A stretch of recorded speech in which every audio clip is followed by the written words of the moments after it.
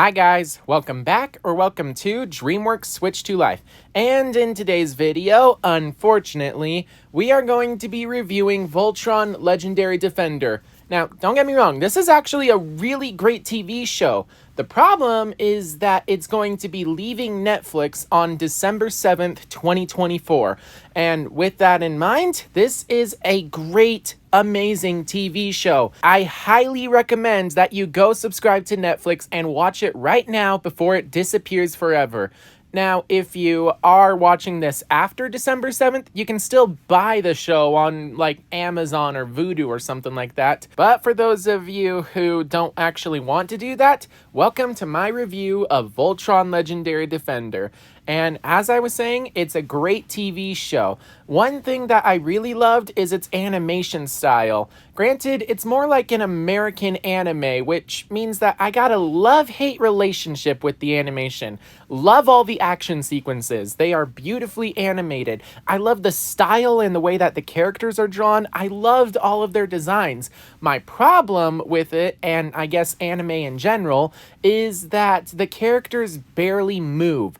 Like, seriously, even when characters are standing still in CG animation or even classic Disney traditional animation, you can tell the characters are still moving and breathing. In this show, and I guess anime in general, they just stand there. They're a statue. They don't do anything. In fact, the only part that's moving is whoever's mouth is speaking. And even in Voltron, there's a problem with the lip sync. But again, I really enjoyed the animation style, and I absolutely loved the action sequences involved in this. It was amazing. As for the music, man, the music was a banger. I really enjoyed the soundtrack for Voltron Legendary Defender. And I really enjoyed the voice acting. The voice acting was really great, especially because there was so much emotion given with almost every single line delivery. But, you know, if there was one word that I had to use to describe this show, it would be exaggerated. Now, don't get me wrong, that's actually good because it just makes the show even more funny or even more emotional, depending on the scene. But honestly, the characters can be a little bit loud, and I really love their funny, and I mean very funny, facial expressions when it comes to some scenes. And now it's on to the story, and considering that this is 78 episodes, we are going to be here a while. So what you may not know is that Voltron Legendary Defender is actually a reboot of another thing called Voltron Defender of the Universe, a 1984 American anime TV show. And I just have to say that I didn't really enjoy it. Granted, I've only seen like the first 5 episodes of the original Defenders of the Universe TV show, and I just couldn't get past the low quality animation or the poor voice acting and all that. Hold it! I'm getting all shook up!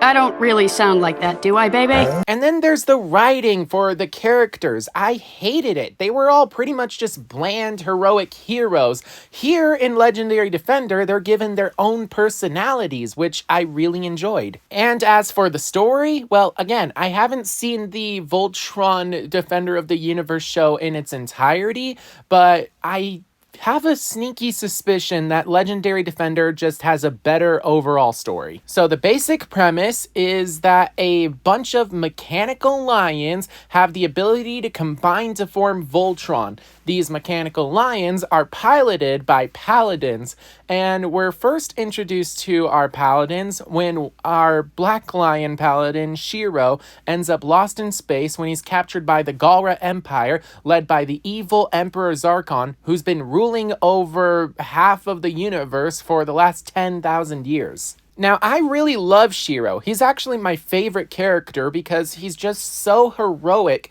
and he doesn't really have any faults aside from not really being the strongest person on the team. He actually has a metal arm because of some experimentation from the Galra Empire. Now, if you know me, I am a really big fan of prosthetic characters, especially Hiccup from the How to Train Your Dragon series. But anyway, Shiro has a prosthetic arm which he can turn into a blade, which I really loved. And also, Shiro just is so heroic because he's always trying to do what's right. And he always knows how to keep his cool and make sure that the team is kept in check. I really enjoy that. But anyway, Shiro escapes the Galra Empire and he finds his way back to Earth, where an entire year has passed since he was first captured on his mission to collect ice samples from the planet Kerberos at the edge of our solar system. We are introduced to the Galaxy Garrison, an academy that's made for space explorers, and we meet 3 of the students. Lance is basically a lover boy who always puts up this facade that he's a ladies' man, even though in reality he has actually never really found a girlfriend that he really likes. Sure, he's broken a few hearts, but he's never really been popular with the ladies. Lance is definitely the goofball of the team as he has a bit of a low IQ, but he's still really good. This castle has a particle barrier we can activate. Girl, you've already activated my part. Lance! Then there's Hunk. He's a foodie, and I mean that in the best way possible. He's not only an excellent chef, but he's also a really nice guy. He doesn't have a lot of confidence in himself, and he's a bit of a fraidy cat, but despite that, he's always willing to protect his teammates, and especially those who cannot protect themselves. And then we meet our 3rd cadet, Pidge, and Pidge has the biggest difference from the original series because in the original series, Pidge was a boy. Here, she's a girl named Kate, but Pidge is a nickname that she used to go undercover. It turns out that during the Kerberos mission, Sam Holt and his son, Matthew Holt, went on the mission with Shiro, except they were captured by the Galra Empire, and unlike Shiro, they couldn't escape. So, Pidge has been trying to find a way to track down her family ever since then, and she snuck into the Galaxy Garrison to get the top secret files for why the Kerberos mission failed. She also is really smart, and like Hunk, she can be an engineer. However, she's a bit more tech-savvy than him, which I thought was really good. So these 3 teammates discover that Shiro has actually crash-landed onto the planet, and the Galaxy Garrison capture him, and then when they see the alien tech on his arm, they decide to put him under. So our cadets try to go rescue him, and that's when our 4th member of the team shows up, Keith. Keith is a bit of a lone wolf. You know, he's kind of absent. He doesn't really try to get involved with anyone or anything. In fact, he actually dropped out of high school so that he could go try to find his lost mom and then eventually try to find his lost friend, Shiro. Despite that, Keith ends up joining the team due to circumstance mostly, and the 4 of them rescue Shiro from the Galaxy Garrison, and it's at this point that Shiro divulges information about Voltron, a super weapon that the Galra Empire are hunting down. And that's when Keith realizes that he happens to know where Voltron is located. So they go to the mountain range and they discover a cave system where they eventually find a gigantic mechanical blue lion. And it turns out that the blue lion is actually just a small part of Voltron. But when they do, the blue lion activates and decides to choose Lance as its paladin. So the 5 of them get onto the mechanical lion, at which point it goes on autopilot to the edge of the galaxy where a wormhole opens up, and after they go through the wormhole, they are taken to the planet Eris, where they're then dropped off at the Castle of Lions. As they explore, they discover 2 stasis chambers, and when they open them, they meet 2 Alteans, Princess Alora, and I really like Princess Alora. She is extremely cool, and she's an excellent fighter, not to mention she's extremely smart. As the princess, she's pretty much the de facto leader of Team Voltron, simply because the rest of them team members don't know that much, except for one, Karan. He's the other Altean, and unlike Alora, he's not really royalty,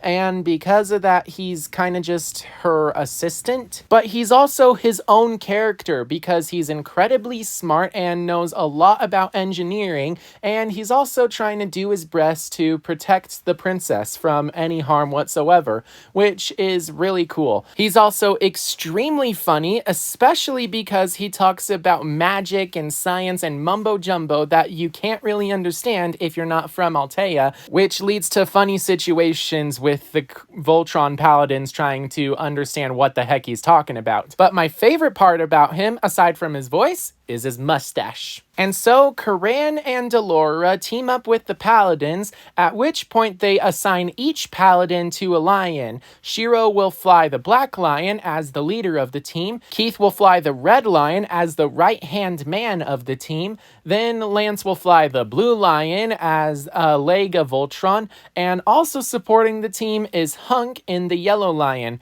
And Pidge will fly the green lion, the other arm of Voltron. So one by one, they go and collect the lions, and after that, it's a battle against the Galra Empire, trying to free the people from 10,000 years of enslavement, which is really bad. But what I really love is how dark and gritty that they actually paint the Galra Empire to be.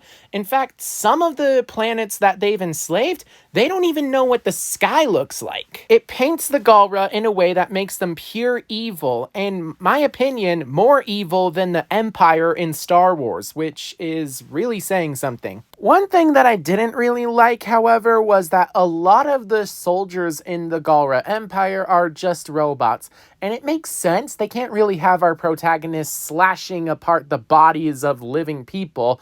Blood would be flying everywhere, and this would not be a kid's show then. But what I really love is how each episode doesn't really feel like its own story. Instead, it's a continuation of the previous episode. Most of the time, the episodes don't even have their own unique story. They're a part 2 to a previous episode or something. But anyway, as the series progresses over the first 2 seasons, we see Voltron trying to fight back against the Galra Empire, but of course they're heavily outmatched, and that's when they discovered that they can find some allies with the Blade of Marmora. The Blade of Marmora is essentially a bunch of Galra rejects who decided to rebel against the Empire because they want to overthrow their leader, Emperor Zarkon, since he's pure evil. So, allying themselves with the Blade of Marmora, as well as a few of the planets that they've managed to free from the Galra Empire, they go in a final battle against Emperor Zarkon during the Season 2 finale.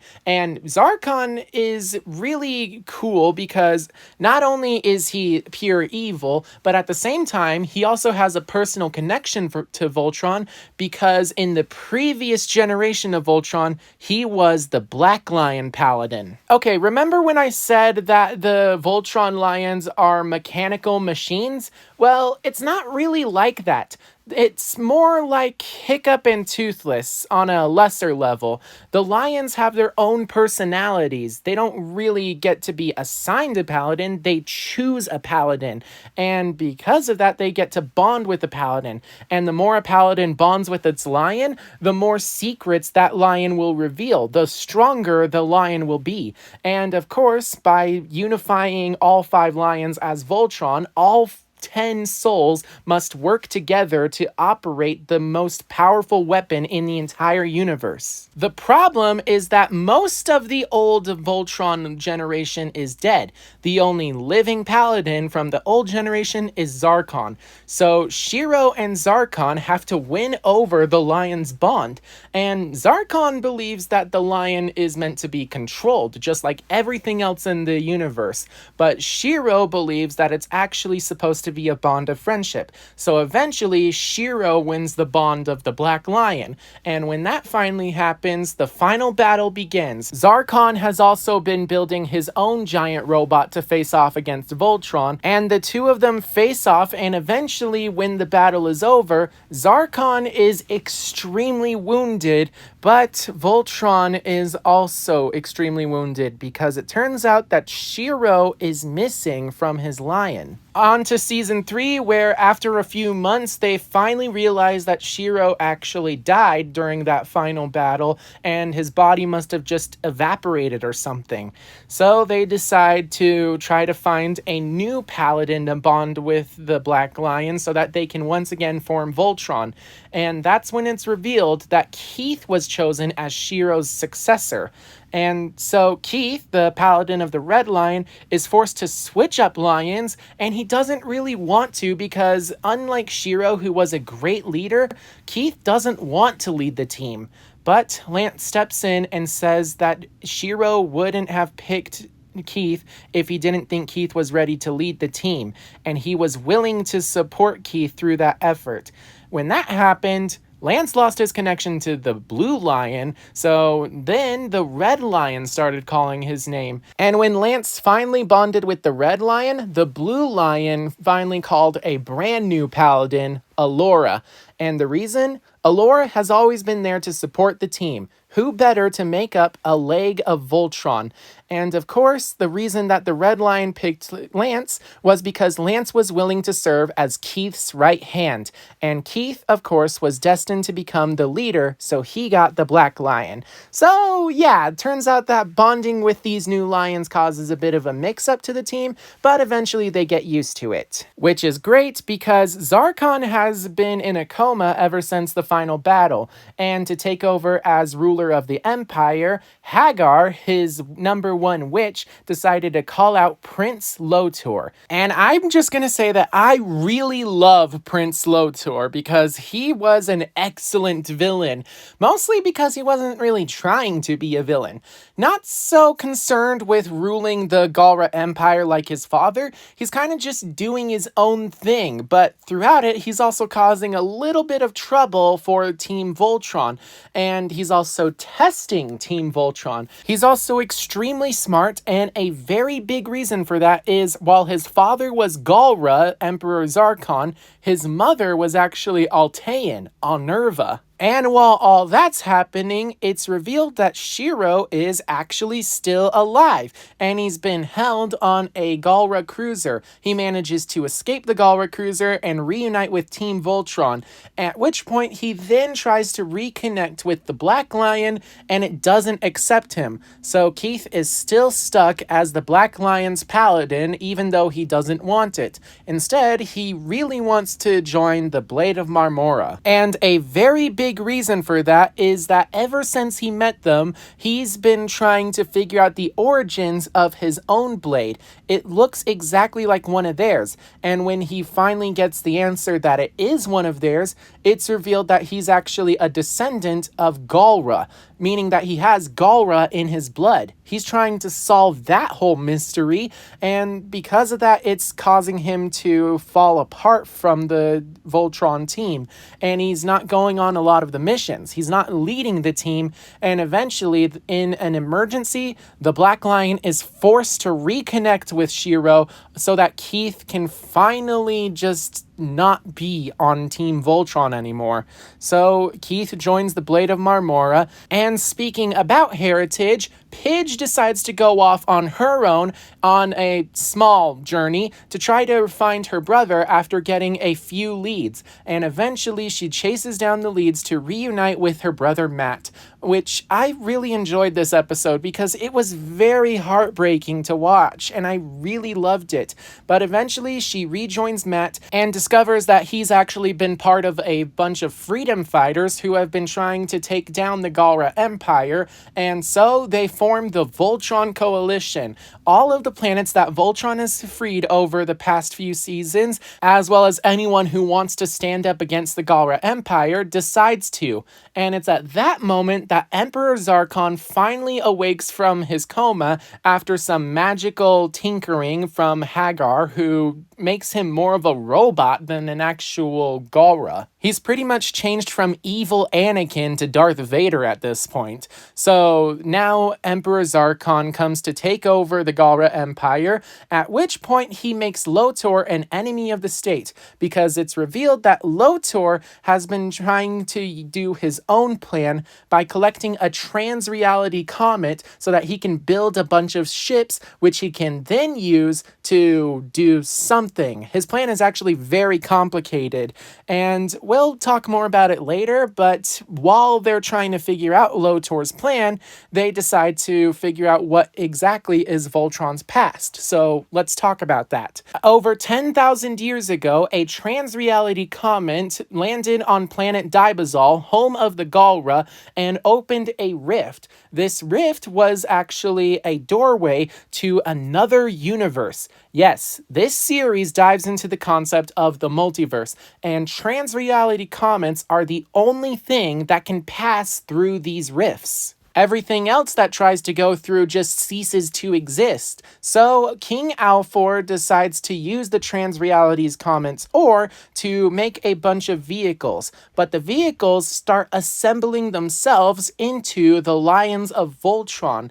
And eventually, King Alfor calls on his closest friends and allies, including Emperor Zarkon, and eventually they make up the Paladins of Voltron. But at the same time, the Rift is letting out a bunch of creatures who are destroying planet Dibazol, and so Voltron attacks these creatures and becomes a defense for the universe. In fact, they pretty much settle a lot of squabbles, earning Voltron the nickname Defender of the Universe. Eventually, Zarkon gets married to a woman named Onerva, and she's actually from the planet Altea. As time goes on, Onerva and Zarkon start to experiment on the trans-reality creatures, which puts planet Dibazol in danger. And eventually, they discover quintessence, which is the essence of life itself. And all living creatures somehow make quintessence. Basically, think Chi from Kung Fu Panda. Pretty much the same thing, except when you have too much of it, it can corrupt your soul and turn it evil. When Onerva is experimenting with the quintessence, she exposes too much of it to herself, and she ends up getting extremely sick.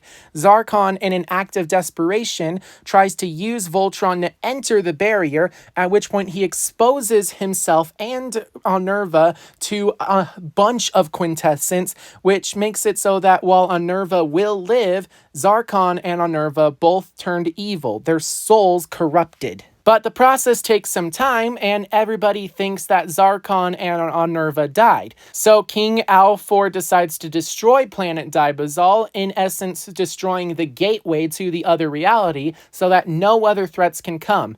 Problem is, he destroyed planet Dibazol, and in an act of vengeance, Zarkon decided to completely destroy planet Altea, leaving Karan and Alora the only survivors. Meanwhile, unfortunately, Onerva was still so sick from her quintessence that she ended up forgetting who she was. She had no memories whatsoever. In essence, Onerva died, and she was reborn as the witch Hagar. And the thing is, Zarkon and Hagar still need quintessence to live. So, for the next 10,000 years, they rule over the Galra Empire and conquer the entire universe. And that is when we catch up to the modern day. So Zarkon wakes up from his coma and claims the throne from Prince Lotor, at which point Lotor is using a trans-reality comment to make his own version of Voltron, and when Zarkon discovers this, he declares Lotor an enemy of the state. Even Lotor's own generals, who are half-breed friends just like him, who he made a long time ago, they decide to betray him. I don't think it helps that he straight up killed one of them named Narti when she was unknowingly being a spy for the witch Hagar. Lotor has no one else to turn to, so during the Season 4 finale, he decides to join up with Team Voltron. And after that, during Season 5, we see him actually using his Galra Empire intelligence to help Voltron take down the Galra Empire. Eventually, Zarkon decides to make a trade. Lotor's life for Sam Holtz. Yeah, it turns out that Katie will finally get a chance to reunite with her father, and she's very eager to hand over Lotor. But during the prisoner transaction, it turns out that Zarkon double-crossed the team. But Lotor was finally given his chance. He got in a battle one-on-one against his own father and killed him. Now, you might think that that automatically makes Prince Lotor emperor, but it doesn't. In the death of an emperor, there's a Kral Zera, a ceremony where literally any Galra can step forward and try to light a torch. And when that happens, they are crowned as emperor. So it's a big fight where Galra versus Galra. And eventually, Lotor manages to light the torch and is crowned emperor of the Galra Empire. And with that in mind, there are quite a few Galra who aren't really happy about being ruled by a half-breed, not to mention one who previously took over when Zarkon was in a coma, and he did a bad job. So there are still some Galra factions that try to rebel against the Empire because Voltron is now working with Lotor to bring peace to the galaxy. And I really love the way that they paint it. The Galra Empire have been conquering planets for 10,000 years. It's all they know. But how do you stop them from conquering? By providing them with the very thing they're fighting for. Endless quintessence. So, working with Alora, Lotor tries to find a way to enter another reality where he can find an abundance of quintessence. That way there would be no need for war, just a couple supply runs here and there. And with that in mind, they actually do make a really great team together. Maybe too good of a team because Lotor and Alora actually start dating. Yeah, I was not happy about that. Why did they have to go and do that? But while all that's happening, Keith goes on his own quest along with another Blade of Marmora who is actually revealed to be his long-lost mother. Yeah, that's how Keith is descended from Galra. His mother was a full Galra. He's a half-breed. So Keith and his mom, Krolia, journey across a bunch of time dilation zones where a journey that, according to the rest of the universe, takes a few weeks, they end up being taken to a place where time slowed down and they spend 2 years. And along their journey, they even find a wolf named Cosmo who happens to have a really cool ability to teleport. I really would love a wolf like that. Traveling to a hidden location where they discover that Lotor has built a colony of Alteans. After their planet was destroyed, he gathered them all together and brought them here. And secretly, one by one, he's been taking away their quintessence and using it for his own personal gain. And most of the Alteans don't even know it. They just think of Lotor as their savior. But not Ramel. She manages to catch on to the mystery, and when she divulges it to Team Voltron, they decide to betray Lotor, at which point, that's when Shiro is activated. Yeah, apparently he's been programmed to execute Order 66 because he's actually a clone. I was not expecting that when I was first watching this show, but apparently Clone Shiro decides to kidnap Lotor, at which point Keith goes after them, and Keith tries to convince Shiro to come back to the good side, only to discover that Shiro is actually a clone, and the Shiro that he knew and loved died during that final battle. His body actually was evaporated, and the Shiro that we met in Season 3 has been a clone the entire time. This has all been a scheme by the witch Hagar to try to keep an eye on Voltron, and then an eye on Prince Lotor when he joined the team. And while Lotor was trying to work with Alora to work Altean magic, especially following the teachings of Alnerva, Hagar starts to regain some of her memories and realize that Lotor actually is her son and her real name is Alnerva, not Hagar. And after Zarkon was defeated, she tried to reconnect with Lotor so that she could be the mother that she never got the chance to be. Unfortunately, Lotor rejects this because in his mind, Alnerva died in that quintessence field before he was even born, and Hagar is is no mother to him. Luckily, that's when Aksha, one of Lotor's former generals, decide to step up and try to kill Hagar, and while they fail because Hagar teleports out of there, Lotor reunites with the rest of his generals as they try to help him enact his final plan, which is to use his transreality comments as well as the magic that he got from Allura, as well as a previously built gateway in the ruins of Planet Dibazol so that he can reopen the rift to the Field of Quintessence so that he can collect it. And while all of that is happening, Keith is in a one-on-one fight against Clone Shiro, and eventually Keith manages to come out on top, but at a very great cost. And so he tries to cross the entire galaxy to reunite with Voltron, who are trying to stop Lotor from using the gateway. When Keith and the Black Lion finally show up, they form Voltron, at which point Lotor takes all of his ships and kicks out his generals and forms his own Voltron robot, and the two have a one-on-one fight, and eventually Lotor enters the Quintessence field, which is actually making him a lot more unhinged, and in the process, Voltron decides to follow him into the Quintessence field, and they actually start winning the fight, but the problem is that like Lotor, like Zarkon, like Onerva, they're being corrupted by the Quintessence. So Allura manages to snap the team out of it. They leave the Quintessence field, and they leave Lotor behind in the Quintessence field so that he can get what he finally wants, unlimited Quintessence at the cost of his life. But during all that trans-reality jumping into and out of the Quintessence field, a bunch of rifts opened in the universe, making it so that they will just keep spreading wider and wider till the whole universe is destroyed, unless there's a supernova black hole that can somehow seal all of them. And that's when they decide that they can just use the Castle of Lions itself.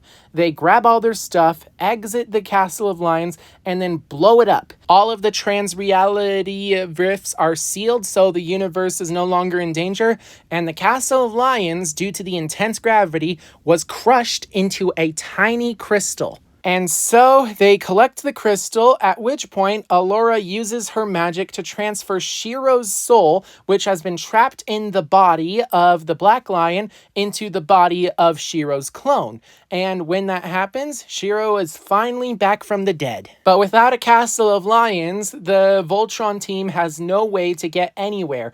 And the only place where they can get replacement plans for the Castle of Lions is on planet Earth, because Sam decided to return to Earth with a bunch of intelligence so that he can warn Earth about the Galra Empire. So Season 6 finally ends with Voltron deciding to return to planet Earth and return home. On to Season 7, where it's revealed that during that final battle and all of the trans-reality warping, they ended up missing 3 years. They just time skipped into the future, and now they just have missed 3 years of their life. And because of it, they left the entire universe in utter chaos. With no ruler to the Galra Empire, everything is in tatters. And unfortunately, Voltron can't really do anything about it, because without the Castle of Lions, they can't charge the lions. So they need to travel very slowly back to Earth so that they can build a new Castle of Lions. And when they finally get there, they discover that planet Earth has been completely taken over by the Galra Empire, or rather, General Sendak and his army of followers who call themselves the Fire of Purification. So, Season 5 is literally a battle where Voltron tries to free planet Earth from the alien invasion, and eventually they manage to succeed. A lot happens during this final battle. For instance, the Voltron Paladins form a brand new bond with their lions, and Shiro manages to gain a brand new robot arm, which is a lot stronger than his previous one. And it's revealed that Sam has been trying to implement alien technology with Earth tech, and he even went so far as to build a few fighters to help fight against the Galra Empire, as well as a super ship called the IGF Atlas, which is almost twice as powerful as the original Castle of Lions,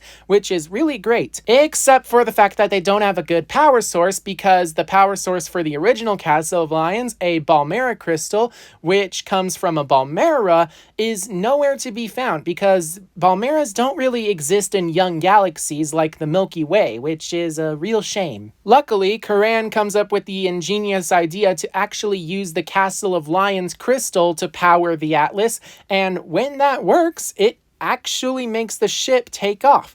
And so the Atlas and Voltron fight against Zendak and his fire of purification and his many Zyforge cannons that have the power to destroy Earth. Like, even if one of them hits, Earth is destroyed. Luckily, they managed to come out on top and defeat Zendak in the final battle. But that's not the finale, because during the finale of Season 7, a brand new threat comes to Earth. A giant Robeast, which previously Robeasts were kind of these creatures or people that the witch Hagar implemented with so much power that they turned into giants that Voltron could fight against. This Robeast is actually a mech, and a super powerful one at that. Voltron actually can't defeat it on its own. It needs the help of the Atlas. And eventually, like with Zendak, they manage to defeat the Robeast, and they discover that the Robeast mech is actually piloted by an Altean. And so apparently they missed a lot during their time skip. But after those two battles, they finally take a break and decide to help rebuild the Earth into a way that it once was. No more alien invasion. Now, Earth has become the center stone for alien colonization. Eventually, though, Voltron has to leave Earth and go back into the universe to bring peace across the entire universe. And so, that's exactly what happens. During Season 8, Episode 1, we see the team get ready to say their goodbyes to planet Earth, and I really love this episode because it finally made Lance and Alora a couple. Oh man, I was so happy when that happened. I mean, sure, Lance has kind of been this goofball who's been a ladies' man since Season 1, but after a while of watching him slowly mature during the many seasons, I actually really wanted him and Alora to hit it off because it was really good. Alora and Lance make a great team because they just make each other better, and I was so happy when they finally got the chance to go on an official date. But now we have to go back in time, because during Voltron's absence, the Galra Empire was in chaos, and they needed a new emperor. Unfortunately, that's when Hagar showed up and completely destroyed the Kral Zera, making it so that there can never be a new emperor for the Galra Empire. Now it's just a bunch of factions trying to take over their own individual piece of the universe. With the death of the Galra Empire, Hagar decided to change her name back to Onerva, and she went to go find the Altean colony that Lotor had hidden, at which point she was praised because she was the mother of their savior, even though in reality Lotor was slowly killing them off. And it's at this point that Onerva tells them that Voltron ended up killing Lotor, and because of that, the Alteans decide to fight against Voltron alongside Onerva. They even go with her to a sacred Altean location called Oriond, where they can discover the mysteries of magic and the multiverse. It was previously used by Lotor and Alora to help Lotor make his ships, but when Onerva tries to enter, she ends up killing the Guardian, making it so that Oriond is no longer a sacred place. It's just where she and her loyal Altean followers are plotting in secret and making an army of Robeast mechs, just like the one that attacked Earth in the Season 7 finale. So, Voltron goes out into the universe, tries to restore peace to the fractured Galra Empire, and eventually they discover Onerva's plan, which is to use the Robeast mechs to open another portal to a trans-reality gateway, and they summon Lotor's mech from the reality. And it's actually kind of sad, because at this point, Lotor is pretty pretty much dead. I mean, his body is still alive, but it's corrupted by pure quintessence. He is straight up pure unhinged evil, and the only thing that can keep him in check is Alnerva, as she uses her magic to control his body. But during that summoning ritual, she ends up losing a few of her Altean followers because she just proves that she doesn't actually care about them.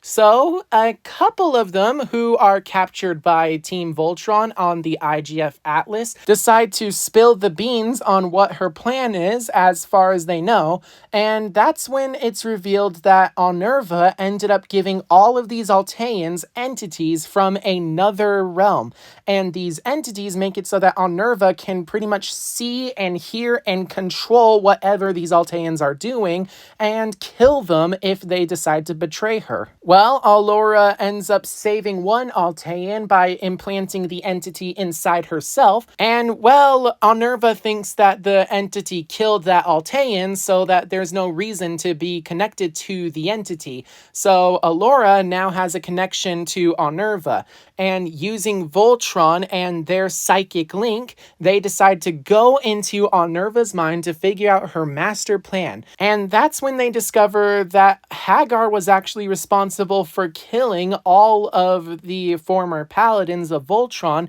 and she literally absorbed their quintessence inside herself, making it so that their souls couldn't even pass on to the next realm.